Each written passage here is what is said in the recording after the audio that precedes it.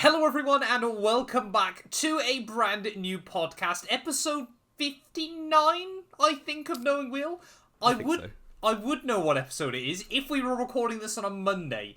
Sadly, this week, as you probably already gathered, it's currently Friday when this podcast is going out. Now, I was already, last Sunday night, I was tuckered up in bed. I thought, great, I get to record the podcast with Jamie tomorrow. I'm looking forward to it. And then it's a highlight a week, isn't it? And the 10:30 at night, what text do I receive? Yeah, I told Matt I was not here. So, yeah, I've been away since Monday morning. It's now Thursday evening as we record this. And, yeah, I've only just got back from being away. So, apologies that the podcast is late. It's entirely my fault. I was going to say it's basically But I had a good time, so there we go. Exactly. I mean, for a bit of context here, like I said, I wake up for work and go to work at 6 a.m. on a Monday morning. This was already 10:30 at night, and Jamie goes, I'm going on holiday tomorrow. We either record tomorrow morning or we record now. Now, I think either of those are good solutions, really. I mean, either way, I think the podcast on a whole, obviously, the videos are normally about an hour long.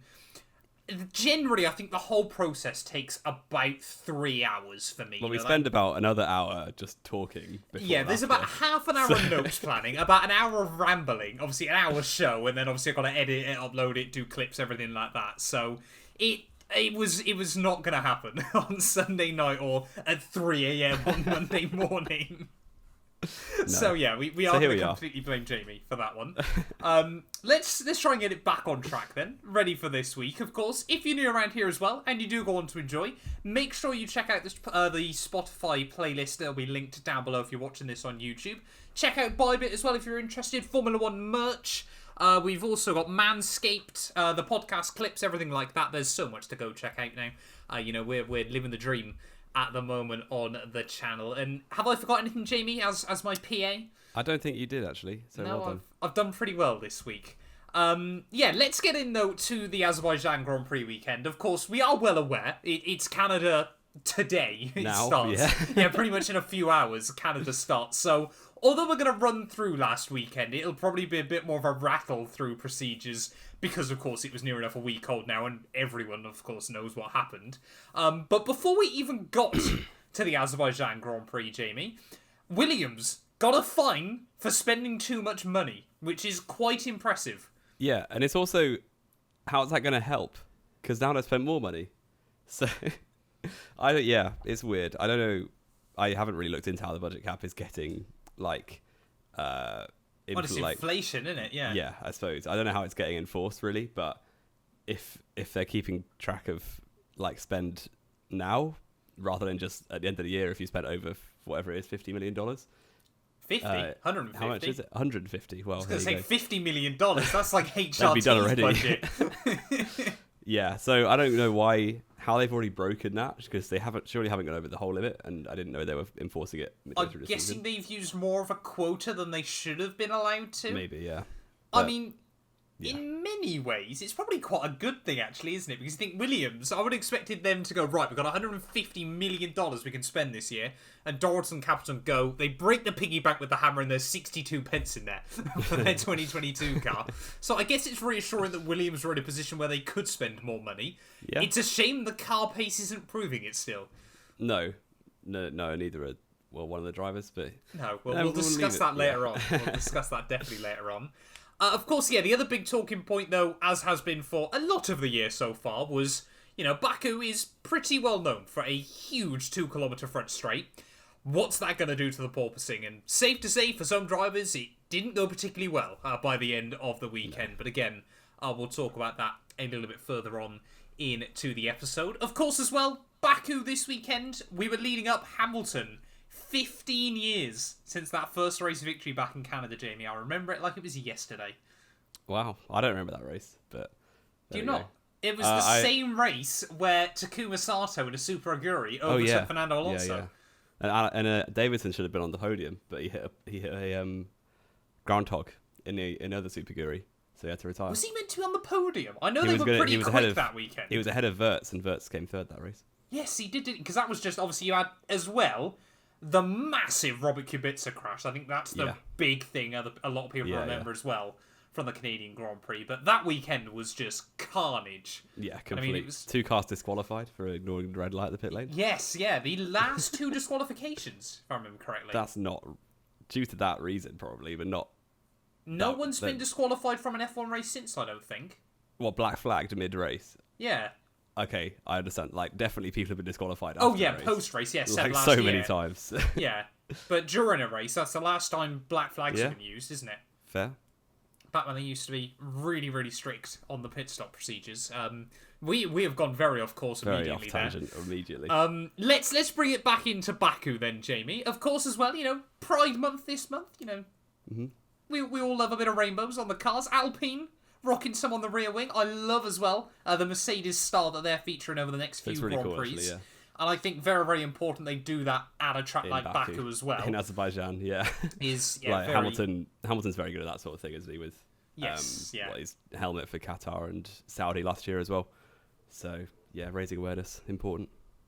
Exactly. And then of course, as Baku often proves, a lot of people I think it's often misunderstood, isn't it, Baku? Because people sort of go, oh, it's another street track. Well, Monaco wasn't carnage, so Baku won't be, or if it is carnage, it'll be carnage for the same reasons if it's a street track. A lot of people kind of forget that Baku is a really difficult track to set the car up for. Yeah.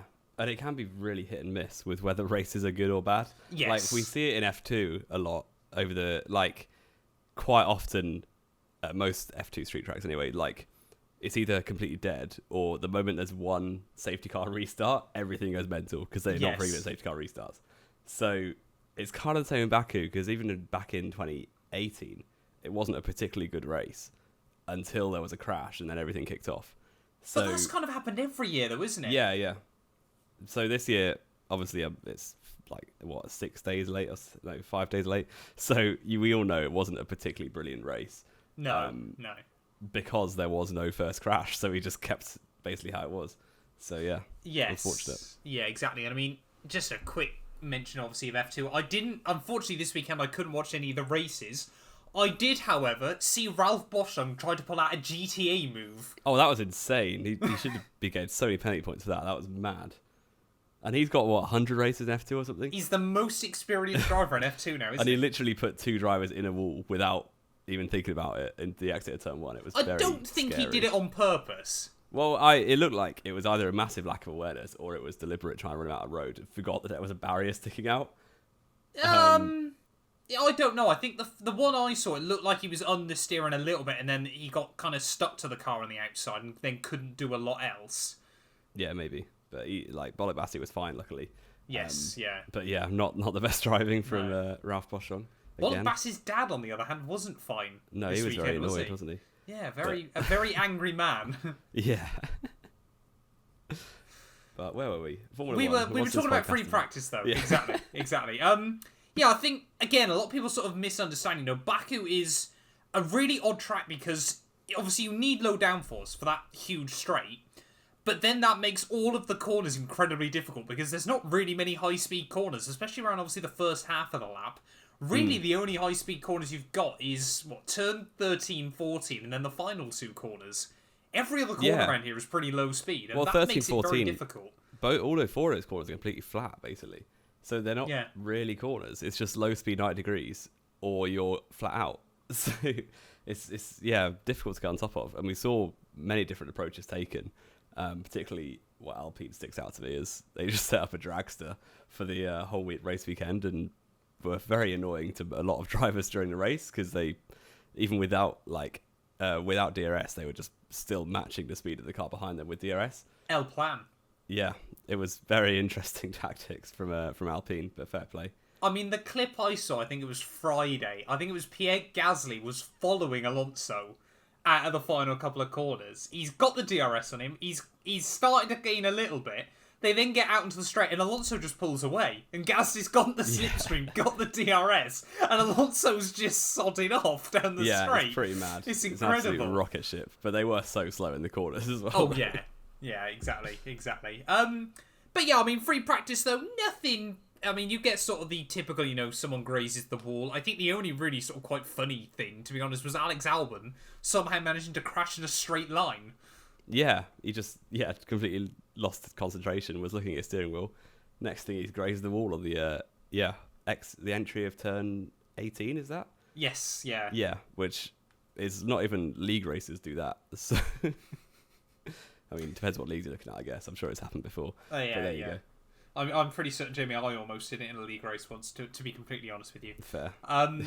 But yeah, I mean, Perez, Leclerc, your typical drivers looking fast after free practice. Then, of course, we move into qualifying, and I think it was last year, wasn't it? We had 3 red flags? 4 red flags. 4 red flags, sorry, during qualifying. So we were expecting a lot of carnage once again. And let's be fair, if you're going to expect carnage in a Formula 1 qualifying session, there's really 2 drivers you look at, isn't it? They both hark from Canada. Yes, and they often are the cause of red flags, and that was no different in Q1 in Baku with Lance Stroll. To be fair to him, I put a bit of blame on the team as well, but he made the mistake in turn 7, sorry, on his outlap, straight into the wall, didn't get damage, or if he did, it was incredibly minor on the front wing, was able to reverse out and carry on, but they didn't have time to box him and make him go again, so the team told him just to do his lap, where his preparation involved hitting a wall, which, to be fair, was good preparation because he did it again at turn 2. Exactly, he knew what to do then. So, yeah. I mean, it just looked to me, to be honest, like he completely overestimated the grip he'd have in turn 2. Yeah, I reckon his tyres weren't really they were flat prepared definitely. very well. They were flat spotted and cold because he had spent half the lap reversing out of a tyre barrier on his outlap rather than warming the tyres up. So yeah, very strange one, but that caused a red flag with 2.5 minutes left, which we gave some drivers a bit of a headache. And some other drivers had a bit of fun, like Alonso. He's just here to wind people up at this point of his career. Really. I mean, that has got to just be El Plan, isn't it? At this point, it was hilarious. Is El Plan an anagram in Spanish for penis? Because that's basically all Alonso is doing at this point. Yeah, he's just here to wind people up, and fair play, it works because Albon was fuming. So, yeah, the restart with 2.5 minutes left. Obviously, it's going to be a scramble to try and get your lap in. Shades of Monza a couple of years ago. Monza 19, yeah. Alonso, he did his classic Monaco trick of backing half the pack up again on the outlap, and then once he started, he was on used tyres. I actually watched Johnny Palmer's analysis on this, so I'm very well informed because he's a very good pundit. And an even better driver. Yeah, clearly. So, yeah, Alonso started his lap on used options, which obviously you don't really want to do when you're fighting for your life in Q1. But Alonso wasn't particularly. No, he was 12th, quite safe but he was up the order, yeah. He was fairly just had to be safe basically. So he went out for a lap and then spent basically the whole lap looking at his mirrors to see which cars were behind him improving. And then at the point of going into the escape road, he was 1.1 seconds down on his own delta. So yeah, he wasn't going to improve, and he still. What he tried to make out was that he was pushing so hard that he went straight on.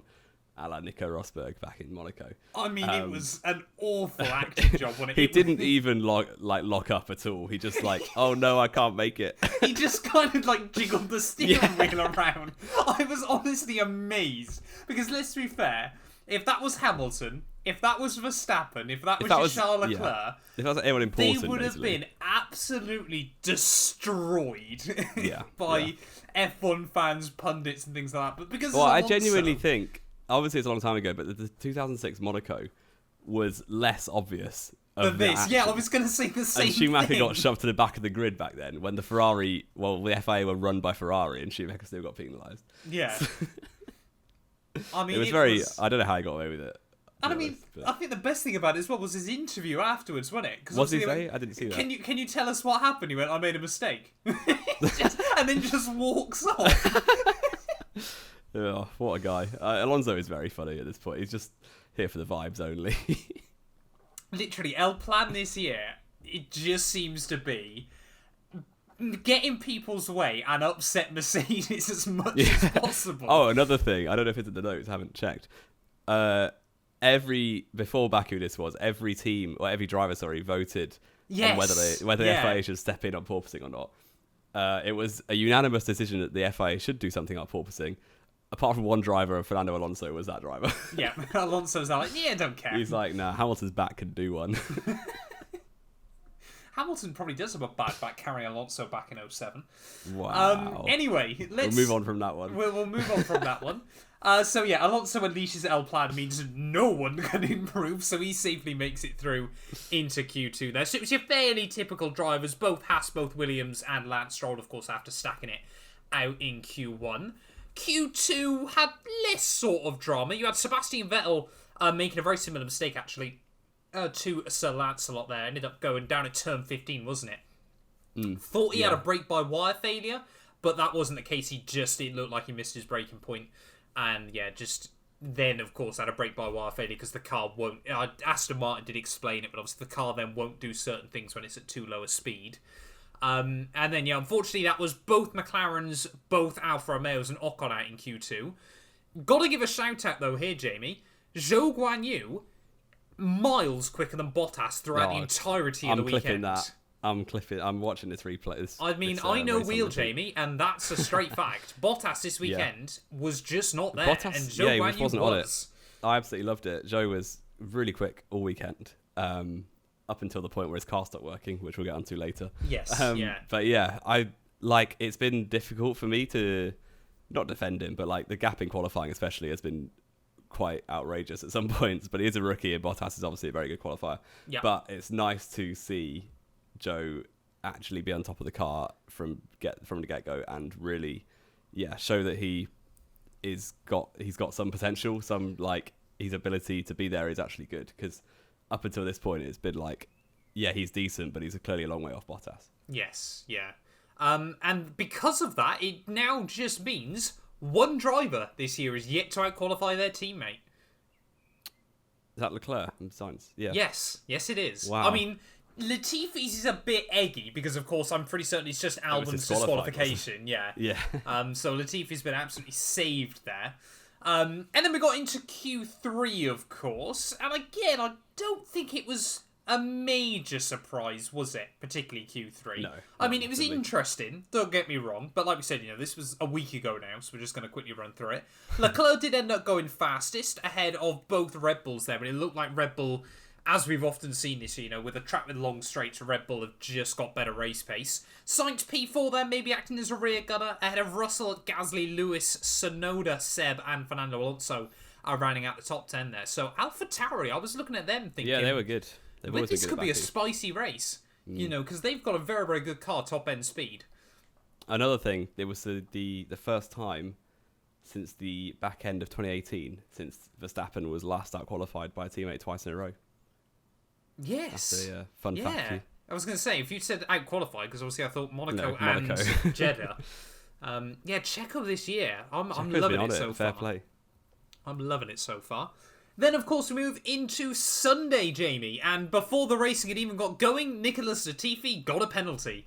Yes. It was so weird that I don't know if you should blame him. Like, I don't know why they pushed him back. Like, what was the problem? I don't think you can blame Latifi. No. His car was just on the grid, and then the chief mechanic comes over and pushes him back about 2 yards after the 5-minute warning. So he got a 10-second stop-go immediately. And I mean, Latifi getting a 10-second stop-go like that, it is just the meme of the guy pouring a bottle of water for himself in a swimming pool, isn't it? Yeah. Because he was going to finish last either way. And to be fair, I don't think this is a major spoiler. He did finish last when all was said and done there. But drama at the start, Jamie. Sergio Perez steamrolls up the inside of Charles Leclerc. And Leclerc locks up, does a very, very good job, it must be said, not to run off down at turn 1. I thought we could have seen shades of last year. But Perez immediately takes the lead off him.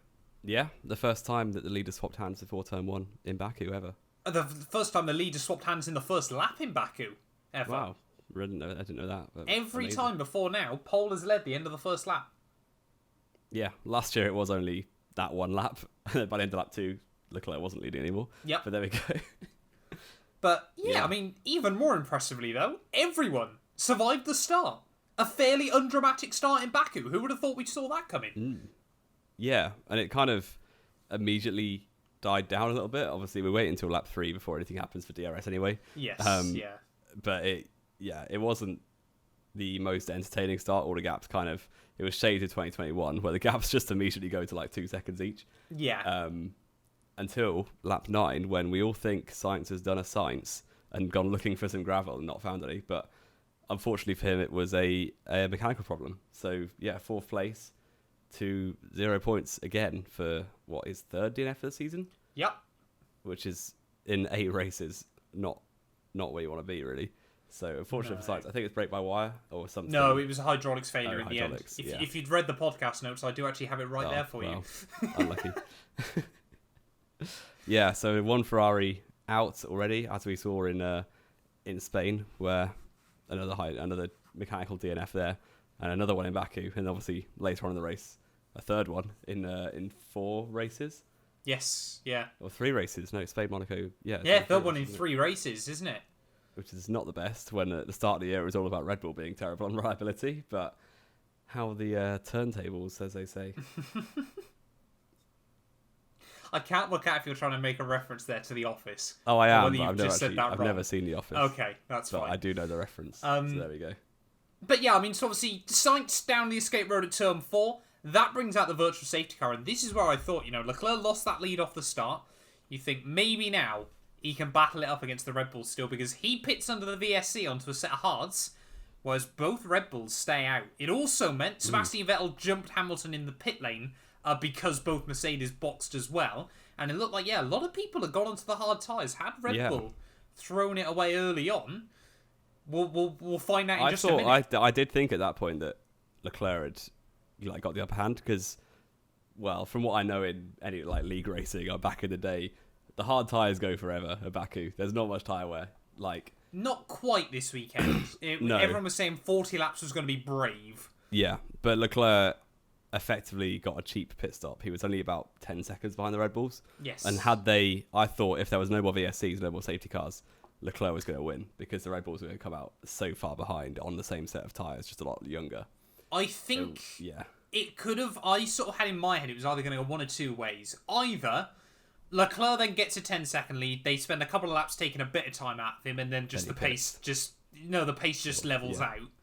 Or, they were going to keep taking time out of him, and then late on in the day, he was going to pit and try and close back up. Yeah. Unfortunately, though, as we'll discuss in just a moment, as already mentioned, that didn't quite happen. The intrigue of the race was lost. Was quickly destroyed. We did, though, get to see a bit of battling going on further back. Lap 13, Sebastian Vettel tries a brave move around the outside of Esteban Ocon and does his best Alonso impression from Saturday, and unfortunately goes down the escape road. Does do a brilliant little spin to recover it, though. Yeah, it was a good recovery because we've seen drivers have to DNF because they can't get out of the escape roads before. But yeah, Seb did very well to do a little flick spin, get back in the track, and only lost a couple of places as well, so not the worst for him. And to be fair, down at turn 3, we've actually seen some iconic moments, haven't we? Daniel Ricciardo parallel parking? Daniel Ricciardo with his parallel parking, i.e. crash into Daniel Kvyat in reverse. And Sainz just getting distracted by Tsunoda crashing and crashing himself. I hadn't actually remembered that one. I was thinking of probably the most iconic moment. Oh no, where's this going? Raggers in F2. Where he cooked his engine trying to do a million-point turn. What a guy. Oh, good Shout times. Out to Matt times. Yeah, Matt, if you want to come on the podcast, Mahavir, we will quite happily have you on. But yeah, whilst we got Sebastian Vettel trying to make moves in the midfield, lap 15, Max Verstappen, a brave little move up the inside of his teammate Sergio Perez, although immediately we kind of all got the vibe, wasn't it, that the Red Bull after Jos Verstappen's comments. Orders. Yeah, Jos Verstappen was definitely on Sergio's pit crew this week because all his pit stops were just slower enough that he then wouldn't be able to undercut Max back for the lead. Yeah, I think we can clearly see where Red Bull are putting their eggs this year, which is, as expected, into Verstappen's basket. Yeah. So it's unfortunate for Checo, but I think that's just the way it is when you're fighting another team quite hard. Or you've got to kind of back one driver. Yeah, not this weekend, but over the season you expect it to play out like that, at least, unless Ferrari keep being Ferrari. But yeah, Verstappen, I mean, it's a fairly okay move, but yeah, Checo was told not to fight. But I do think, Yes, again, like Spain, Verstappen probably would have won anyway. Exactly. I mean, we can all talk about team orders, this, that, and the other, but this weekend, Verstappen was quicker, clearly. Yeah. I mean, whilst all this is going on, though, Hamilton gets past Ocon, which was a good little move down at turn 3. Very hard to pass an Alpine Exactly. as well. I mean, he spent a good 5-6 laps just stuck behind him. Yeah. And then, of course, we see Perez and Verstappen pit, everything like that. So Max pits end of lap 19 and comes out not right behind Charles Leclerc, about 10 seconds back. And you think, great, the race is on. It's going to get spicy. And on the very same lap, it goes bang. Yeah. And then all of the remaining intrigue of the race of who's going to win is just taken out of the equation. Which at that point I was like, it was funny because I'm obviously a Red Bull fan, so I like seeing Ferrari fans suffer on Twitter. But yeah, it kind of ruined the race. It was not that interesting from that point onwards. It was a complete vibe killer, wasn't it? Yeah.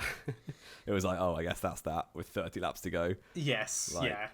We all knew what was going to happen from that point onwards. Exactly, it was just going to be the Red Bull show to the checkered flag. That being said, though, did still get a bit more action going on down the midfield. Sebastian Vettel, lap 25, does finally make the move stick on Esteban Ocon, as unfortunately, Zhou Guanyu, it all comes to an end once more.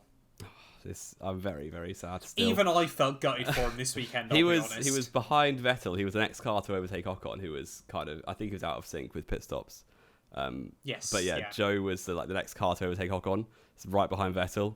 Vettel finished P6 in the end.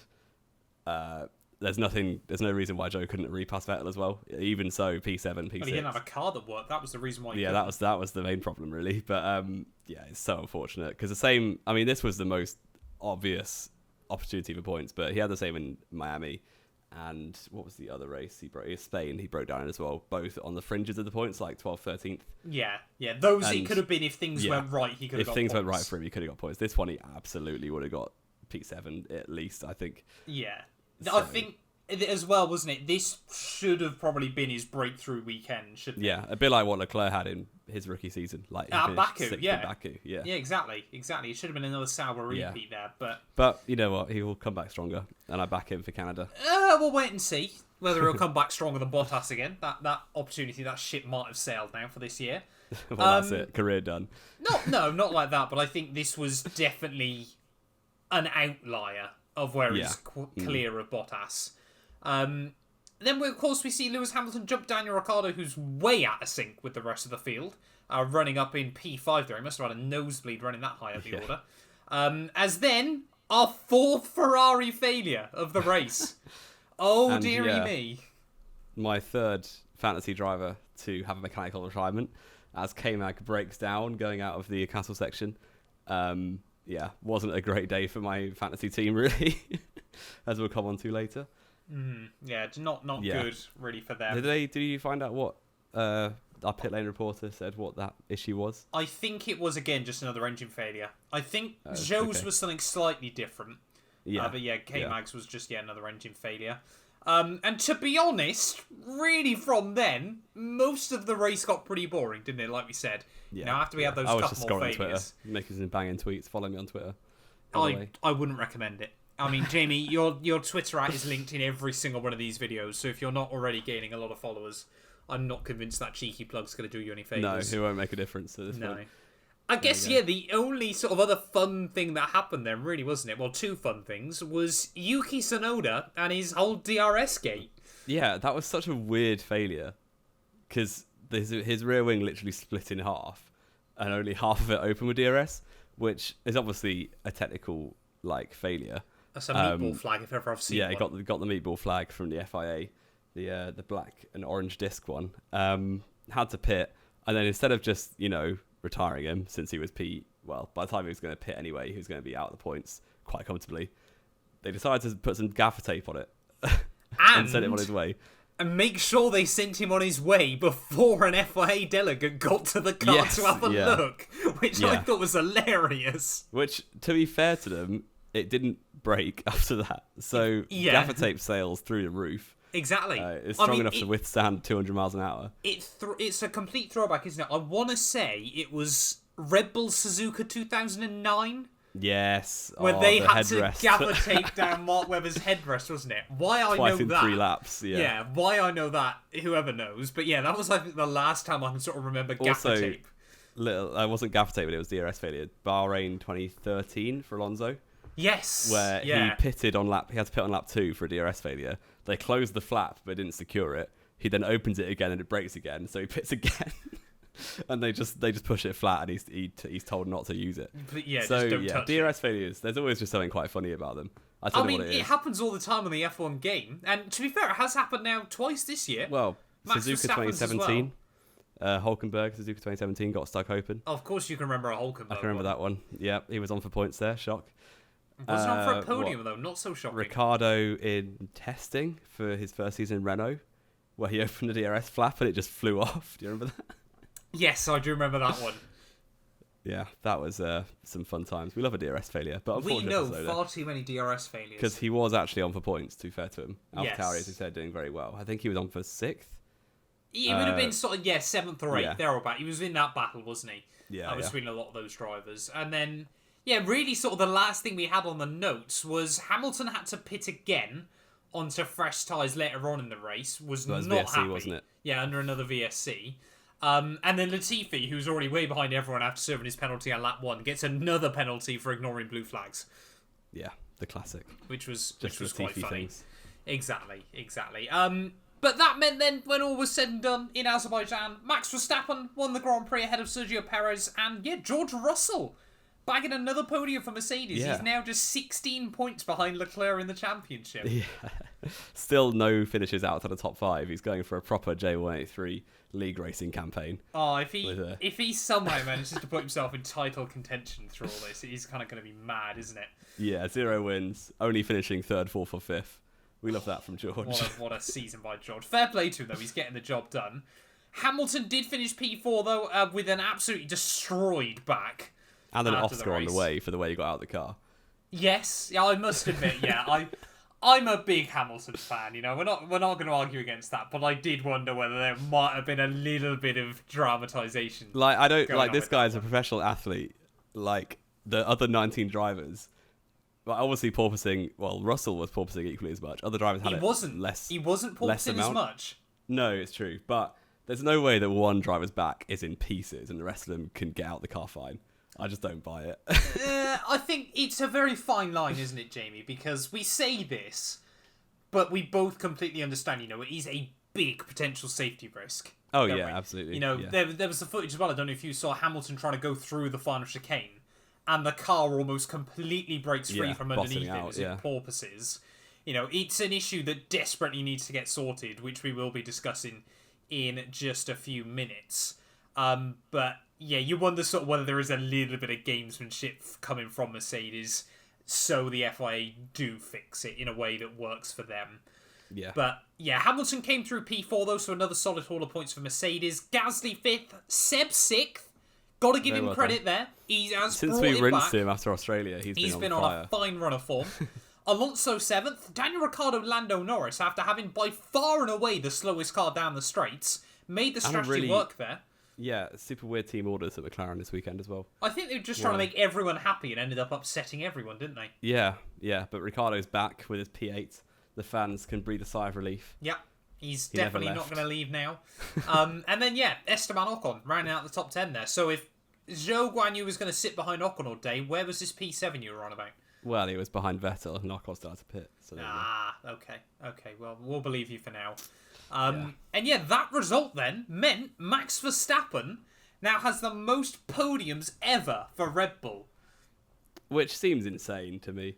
Obviously, when you think about it, it makes sense. Yeah, entirely. But the domination that Vettel had, where especially 11, 12, 13, especially 11 and 13, he barely missed a podium in either of those seasons. Yeah.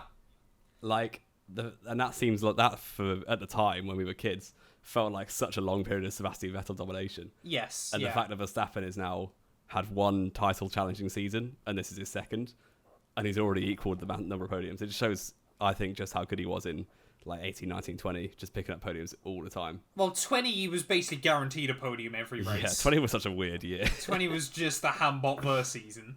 Yeah. But I mean, I'm just trying to do the maths in my head. Sebastian Vettel spent 7 seasons at Red Bull, didn't he? No, 6 seasons. 09. 09, 10, 11, 12, 13, 14. 6 seasons, yeah. 6 seasons, yeah. Max is already there for pretty much his 7th now, isn't he? He's already 7 seasons in. Yeah, this is his 7th. Yeah.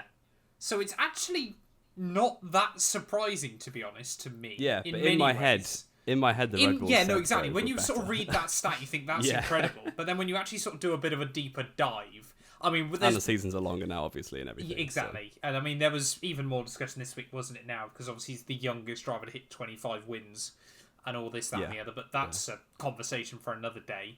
I think, to be honest, the maddest thing about that is the fact that Max has now been at Red Bull longer than Seb ever was. Yeah, he's got the most. I think he's got the most races for Red Bull. Ricardo. No, Ricardo wasn't there Webber, for that long. No. Webber, no. It would either be Webber or Verstappen. Yeah, Webber was there for nearly 10 years, wasn't he? It was he only must have the most stuff. 07 till 2013.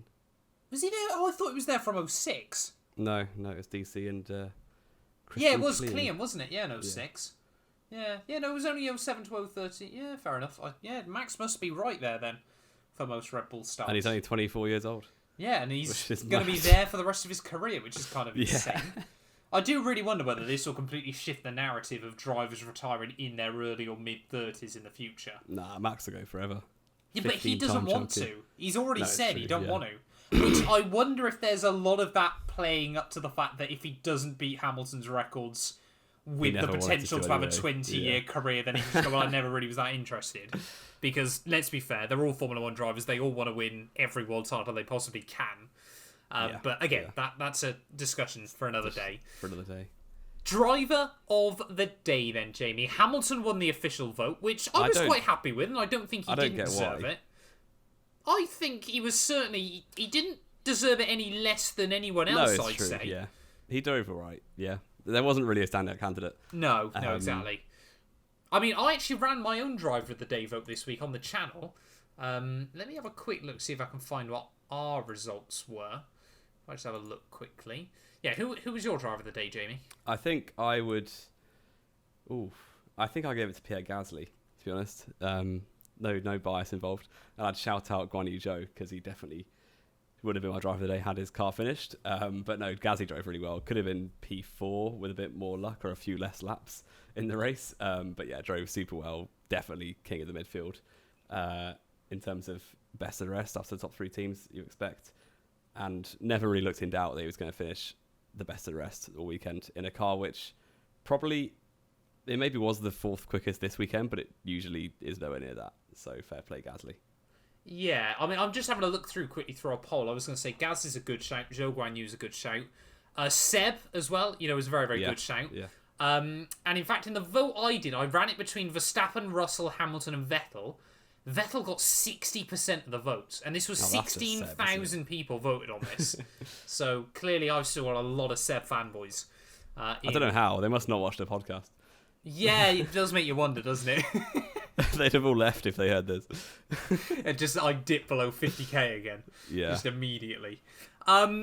Let's go then, Jamie. Should we do predictions recap next? Oh, yes. Let's not discuss that this week, because that is the eggiest thing I have ever seen in my life. If anyone has a website where you can look at retrospective betting odds, I reckon it would be over 100 to 1 to get all 3 in the right position. I said Verstappen, Perez, Russell last week, Monday. To paint the picture, Jamie went into the Azerbaijan weekend with a 10-point lead over me in our mini predictions league. Remember, because I've been playing it fairly safe and just getting stuff right. 2 points if you get it right, and 1 point if you get the top 3, the correct driver but in the wrong place. Jamie this week got 6 points. He got the top 3 bang on, which I don't think, unless we did have a Hambot verse season, I don't think either of us were going to call it. And it wasn't even like you just picked. It wasn't even a likely podium. No. You just went Verstappen, Perez, Russell through pure eggery. What can I say? I mean, I got 3 points, which does mean you're now on 35 and I'm on 22. Yeah, it's not looking good for Matt. It is. But you know not what? Looking good. Do you want to update the scores on our Discord call before I forget as well? Yeah, I will do that. It's not looking good for me, and I mean we'll do I can't. It's on your message. Okay. We'll do it afterwards. That's fine then. I mean we'll do the predictions again in just a moment, but that is pure egg from Jamie183. Speaking of pure egg, let's go in then to our fancy recap from last week. Oh, it's all looking good for me. Because let's give a bit of a background story to this, Jamie. You messaged me, I think it was Sunday night, wasn't it, as well, bragging about how well you'd done in F1 Fantasy, despite the fact you'd had 3 drivers DNF. 3 drivers and my constructor got a double DNF. You failed to mention the fact you used your Mega Driver. I did. I saw Verstappen had a cheeky little race streak, so I was like, screw it, and stuck the Mega on him. Very annoyed when he qualified behind his teammate. But it worked out well. He got the race win. Cheeky little 162 points from Verstappen alone.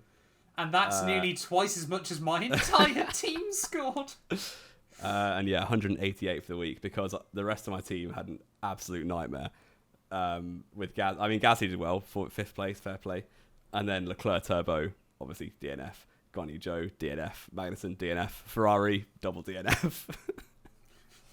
But yeah, Verstappen carried me. I was doing my best Red Bull 2019-2020 impression, with Verstappen scoring something like 86% of my points. So yeah, how did you do, Matt? I would rather not talk about it. I got 95 points this week. Oof, that's not looking good. Was 38 for Sergio. I thought on paper, looking at this, I'm probably going to do quite well this week because I thought I got 2 of the podium on there. That's got to be a lot of points.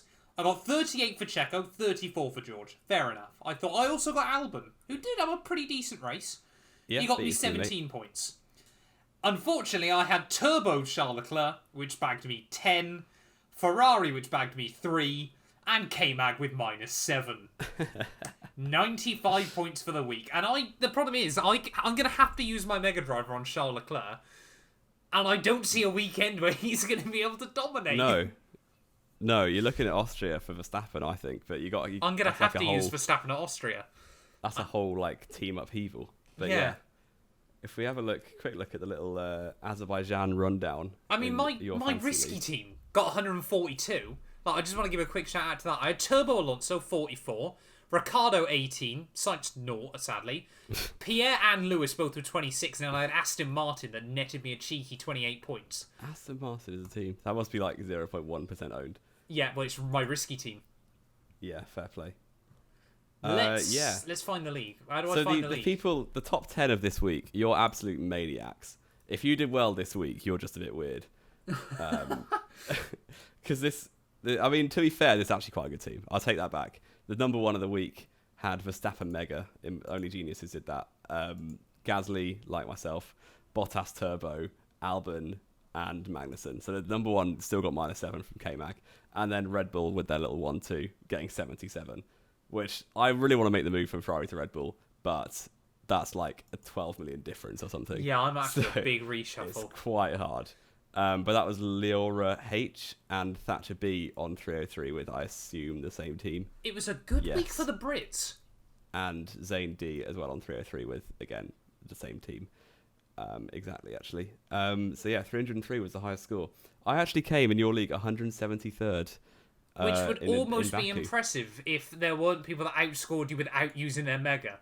Oh, yeah. But I had 5 out of 7 DNFs and came 173rd. Yeah, fair enough. He got 233 points here. He turboed Perez, had Red Bull, Alonso, Ricciardo, Bottas and Gasly. This is, Joseph E, who came 20th. That's insane. Continue on, though, Jamie, with the rundown of our top 10 from this week. We got Hansen L on 299 in 4th place. Let's have a quick look. I assume it's similar, but Ocon and Schumacher, actually. Interesting combo. Instead of Gasly and K-Mag. And actually took a -10, so he would have been the best of the week, but did too many transfers. Unlucky. Barnby S, Finn G, Herman L, Quentz G, Maynard G, and Daniel D round out the top 10, all of which using their Mega Drivers, I assume, on Max Verstappen, but I don't want to check all of them. No, exactly. I'm sorry, I'm just quickly having a look as well. Where did you say you ranked this weekend? 173. So I've still had a better one-off ranking than this year. Wait, what? Australia. That's like worldwide. No. Oh no, it is in your league. In our league, yeah. I look, yeah. In Australia, I came myself. 154th. So I've still got the best single ranking so far this one-off year. result. Yeah.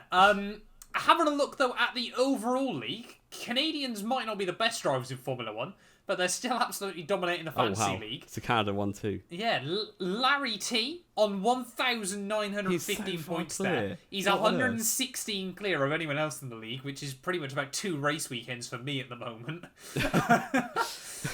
Tim still in P2 there with Scuderia Wickham, and then Sim F with Sim Racing in P3. Lord of the Wings, quality team in there with Jack in P4, and then we got Burnaby in 5th. Mansell's Mustache Max T there, still with his Mega Drive to use. Still Mega. Save it for Austria. There's your Scout inside info. Exactly, just use it in Austria. 1 point ahead of Carlos.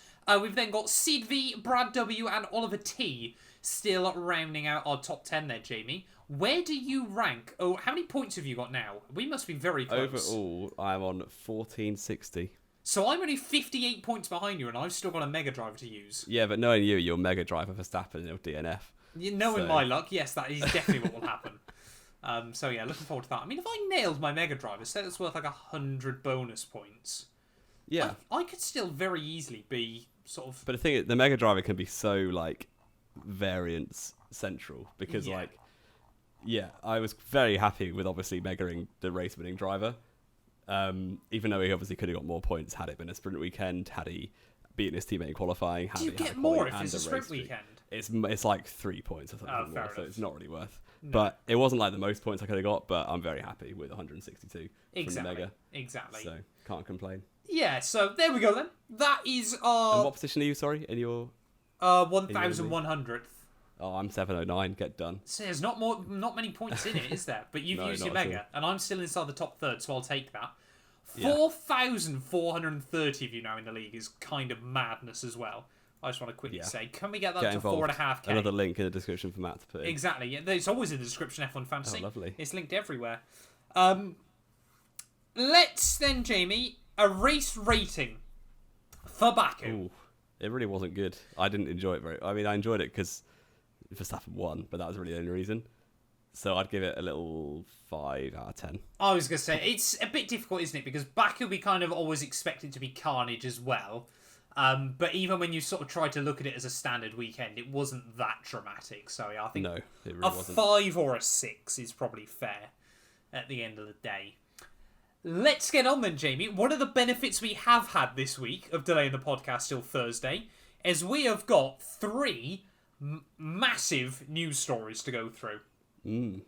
Yeah, and we'll try and rattle through to getting on a bit of time frame wise. But it looks like the whispers are in the paddock that Alonso is going to sign a new contract for Alpine. Yeah. For 2023, which in turn they've agreed to find a seat for Oscar Piastri, which was always going to happen. They'd already agreed to it, hadn't they? Yeah. Was the thing. Yeah. They'd said last year, he was like, I'll have 1 year on the sidelines, otherwise I'm setting shop elsewhere. Yeah, so he is, it looks like, going to Williams for 2023 with Albon, and Latifi will be out, which I don't think anyone will really be that sad about, no. Other than Nutella, maybe. Yeah. But yeah, it'll be interesting to see, because that will mean that both Alpine drivers are out of contract in 2023. Does which it? I think so. Ocon's 24. Yeah. But even so, they're going to be comparing like for like the performances of the Alpine drivers versus Piastri. Yes. Which will be very interesting to see who they try and dispose if Piastri is incredible. Alonso. I don't know. It's Ocon needs to kick on. He's getting on a bit, and he's not really done Alonso, very much still. No, you can't. Ocon has been more than a fair match for Alonso this year. He has, but is he going to be like... Alonso's nearly 60. Get him out. I don't know. I'll be interested to see. I think they like Alonso more than like Ocon. I think you like Alonso more than you like Ocon. Oh yeah, I definitely do. I think they can. There won't be a world in which they get rid of Ocon and keep Alonso again. Especially after they've signed this long-term deal with Ocon. It just won't happen. The other interesting thing, though, about that deal, of course, Jamie, is there is more and more talks now. We could see Williams-Renault back together. Yeah, Now, they that'd be had some cool. iconic cars. I mean, it didn't quite work for McLaren and Honda, but No. Williams-Renault could be... I mean, let's be fair. What it'll be is Renault are going, look, you stick him in our car, we'll give you some dirt cheap engines. Yeah, and the engines, unless it's just the drag on the Alpines, are absolutely nothing. But the engines do seem pretty good. So I don't know if they're better than Mercedes, but they certainly wouldn't be any worse. I'd say I would probably still think they're the worst on the grid, but I can't imagine there's much difference between any of them anymore. No, it's true. Apart from all the Ferraris which break down. Yes, yeah, of course, because they're Italian. Isn't great. But Oscar Yeah, so that's the Piastri, first big bit of news. he needs that F1 gig next year, doesn't he? I mean, there are some speculation, isn't it, that he could be in the seat before next year. But there's always that at this time of year, isn't there? Yeah. So I'd be surprised. Well, I'm not convinced that's going to be the case. And luckily, yeah, two other big things actually got confirmed today, Jamie. Yeah. So all in the part of the plan to delay the podcast till now. But going hand in hand, we often see this when a driver is about to be confirmed from a certain country, so they extended that country's race.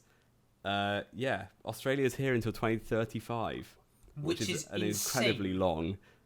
Is it all at, I'm guessing it's at Melbourne for the whole thing? Yeah. There are a couple of not going. caveats as well to that. What, Daniel?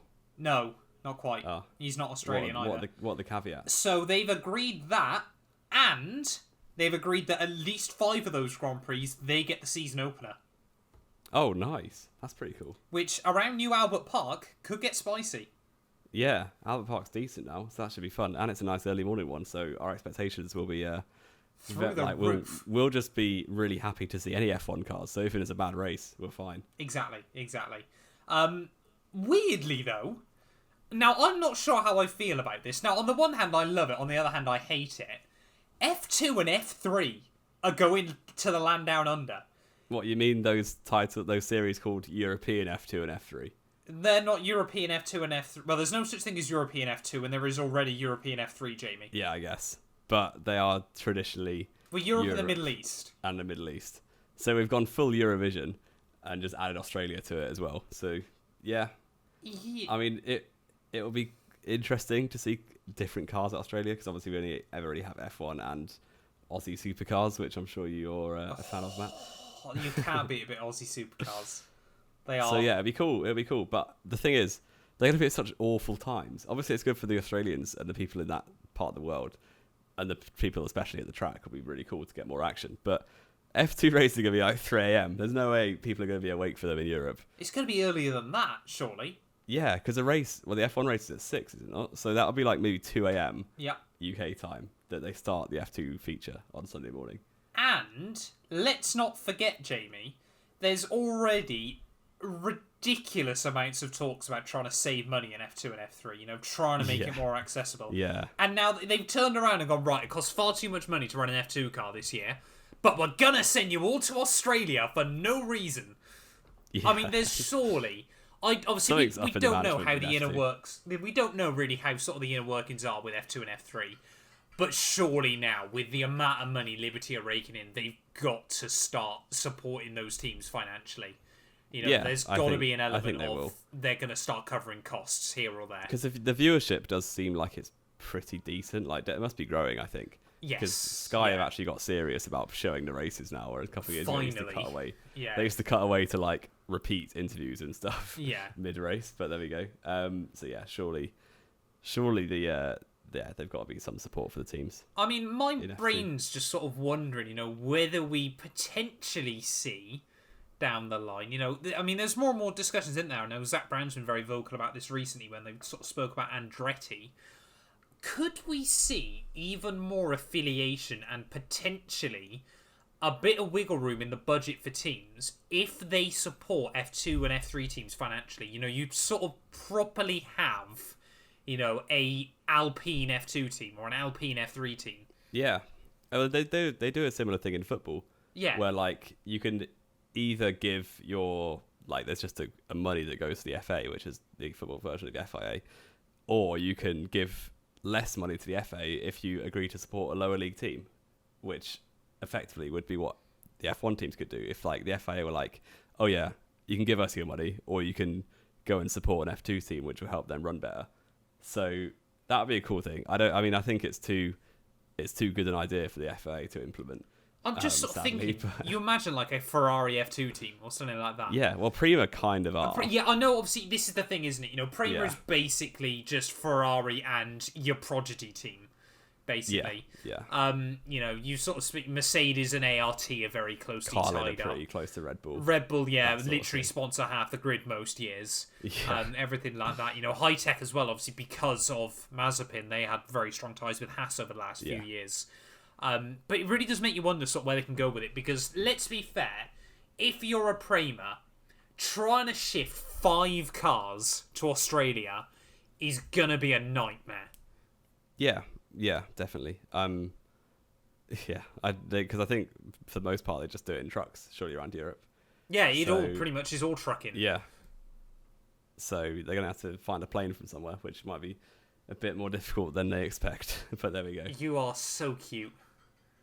They won't fly Formula cars. They'll be shipped. Why not? They don't That's in fly. Top Gear. They're in a Russian airline. They don't fly the Formula 1. Why They not? fly small parts potentially, but they have to ship most of the cars. They're so light. Why don't you stick in They're a plane? massive. Imagine just They seriously got a get, ship. Yeah, you get your huge DHL crate. But how do they get from Baku to Canada in 5 days? Because a lot of the parts, they'll have 2 separate cars that will get shipped and things like that. That's just blowing my mind. Why? Do you not know this? I'm gonna make an F1 team and fly all our parts everywhere. You're gonna be bankrupt immediately, mate. Yeah, you know it. Right, let's try and get back on track then. Just quickly, our final big news of the week then, Jamie. We spoke about this a lot throughout the show. The FIA apparently are going to fix porpoising. Now, to be fair, there's been a lot of talks this week, hasn't there, Jamie? Because some people are obviously saying, you know, just make it that the teams can't porpoise anymore. But of course, that screws the teams that have nailed the regs. So the FIA have kind of been clever, and in a way that neither of us understand, because we know wheel, we don't know PhD physics, they're going to make it so all of the cars porpoise less, but the teams that did well on the regs are going to be less affected by it. It's basically, is it not minimum ride height kind of thing? Yes, yeah. Yeah. So basically, the teams that don't porpoise, they're doing that because they've been able to make a fast car with a higher ride height. Yeah. Which makes perfect sense, because the teams that are running close to the ground are the ones suffering. If they raise their ride height, it will badly affect performance, because that's the whole reason that porpoising happens. I mean, you Because they just don't want to think raise their ride height. Mercedes for years ran a high rate car. Yeah. That would have been perfect for this. They try a low rake once and it's just horrendous. It's just completely screwed them. Yeah. Well, So I I quite like that the FIA have managed to find some sort of solution. I would have been quite annoyed as a Red Bull fan if they'd have been like, oh, everyone's going to be bailed out by our regs. So Red Bull, Alfa Romeo, AlphaTauri, you're all screwed. You've done a really good job, but unlucky. Until, of course, something does go badly wrong with it and they all get screwed anyway. Yeah. Because there is definitely going to be some controversy around this. The FIA trying to change rules mid-season never goes particularly well. No, exactly. But, I mean, that is a discussion for another day, isn't it? I think we'll have to wait and see what happens with that. Let's get in then, Jamie, before we finish the show quickly. Canada predictions. Yeah. I think, sadly, it's 35-22. Yes. I like just one last time before we get into predictions. I reckon is it not? I'll let you go first because you're so far behind. Thank you. How about that? We are gonna go Leclerc pole. Wait. One more bit of news. I don't know if you saw it. Leclerc is probably taking power unit penalties. Okay, we're not going Leclerc pole. Yeah, of course, I forgot about that. We're gonna say then Verstappen pole. 10-place penalty for Leclerc, by the way, this weekend. Oh, okay. Verstappen pole. Verstappen Perez.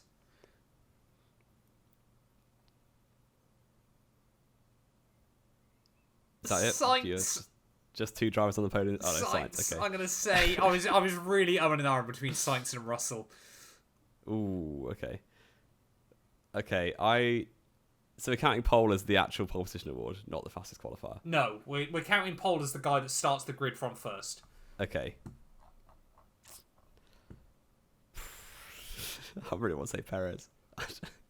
Do it. Pole position will be You got like a Carlos 13-point lead. Sainz. Oh dear God. I wanted you to go risky, not stupid. Race winner will be Maximiliano Verstappen. Maximilian Emilian. What's his middle Yeah, name? Emilian. Yeah, It is Emilian. yeah. That's why I said it. What a name. Yeah, good parenting. No, Oh definitely dear not. God. That is a bad way to almost end the show. Verstappen race win. Okay. Sainz P2, Leclerc P3. Oh, what happens to Perez? Don't know. He falls asleep mid-race. That's Okay. what I feel like doing right now. Fair so enough. Let's end Luckily it. you're not mid-race. What a way to end the show, Jamie. Thank you all so much for listening in, nonetheless. Like we said, we apologise for Jamie off gallivanting on holiday. You know, I will be banning that in his updated Yeah, contract no more by holidays next week. the rest of the No race. more time off. We will return then, hopefully on Tuesday, with another episode of the podcast. We'll let you into a bit of a secret. We are and ahhing about whether to maybe make this a twice weekly thing. Obviously, when the races are jammed packed like this, just so we can do slightly shorter shows, but then also discuss everything we want to over 2 episodes as well. So let us know down in the comments below your thoughts and feelings about that. But yeah, massive thank you as well, though, from me personally. 54,000 subscribers, that's now been ticked off the list as well. F122 a couple of weeks away. I've got some exciting things to announce before then as well, that I'm really, really looking forward to as well. And yeah, we will be back, though, on hopefully Tuesday, ready to review and recap the Canadian Grand Prix.